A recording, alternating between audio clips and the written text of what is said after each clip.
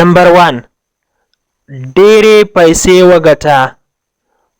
Earn more money. Earn more money. دوی اوربند اعلان کړ. They declared ceasefire. They declared ceasefire. ته زما خبره ولې نه اورې؟ Why don't you listen to me? Why don't you listen to me? تا ته څنګه پته لګیږي؟ How do you know? How do you know? خواري کوه. Work hard. Work hard.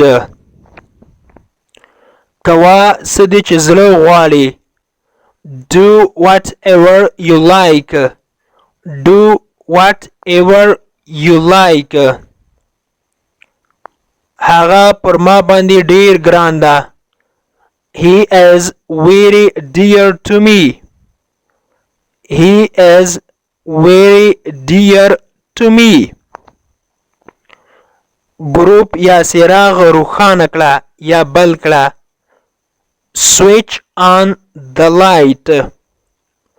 Switch on the light.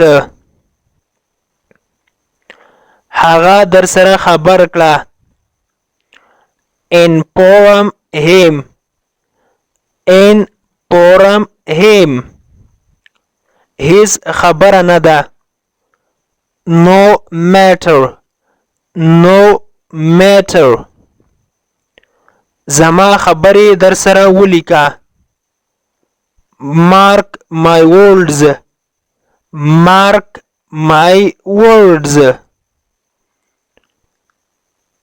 دا وروستی اخطار ده. It is the last warning. It is the last warning. یو څه وخوره. Eat something. Eat something. زه به خپل ټول کوشش وکړم. I will do my best. I will do my best. دروازه کلپ کړه. Lock the door. Lock the door. موږ داسې یو لکه ورونه. We are like brothers. We are like brothers. ما ته یوه پیاله چای تیار کړه. Make me a cup of tea. Make me a cup of tea. زما ژوند پرته له تا نیمګړی ده. My life is defective without you. My life is defective without you. هغه ستونزې جوړوي یا هغه مشکلات جوړوي. He creates problems. He creates problems. دوی ظالمان خلق دي. They are cruel people. They are cruel people.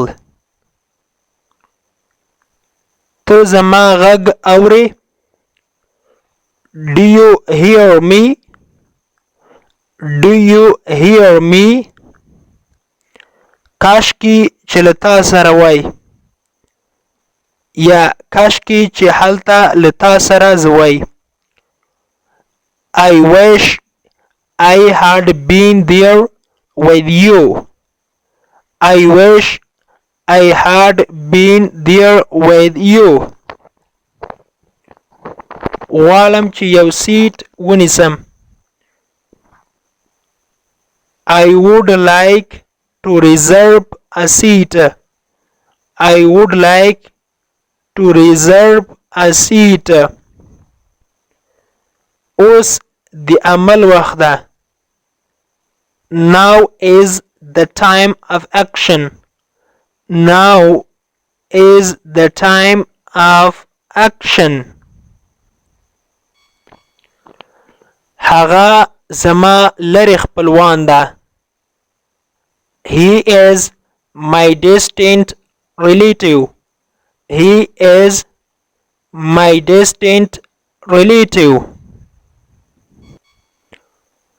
مورې ما ته دعا وکړه. Mom, pray for me. Mom, pray for me. pray ویل کېږي دعا کول. pray لمونځ کولو ته هم ویل کېږي. pray ذکر کولو ته هم ویل کېږي. خو دلته ترې مقصد دعا کول دي. دلته حاضره چیرته ده؟ Where is the graveyard here? Where is the graveyard here?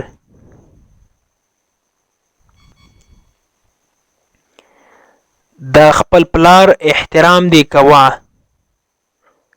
Respect your dad.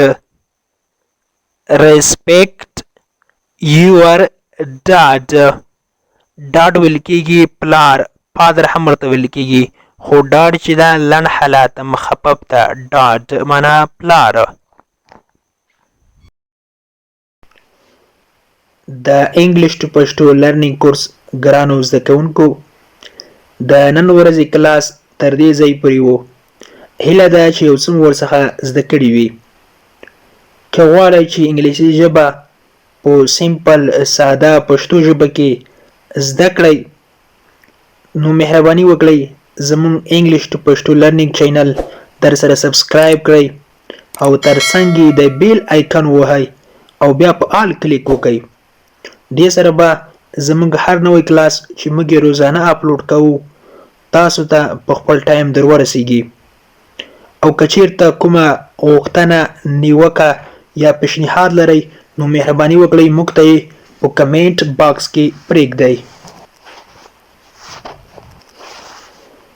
تر بیا چې زه حاضرېږم تر هغې مو په پاک رب سپارم. هر چیرې چې یاست الله مو مل شه. Thank you so much for watching.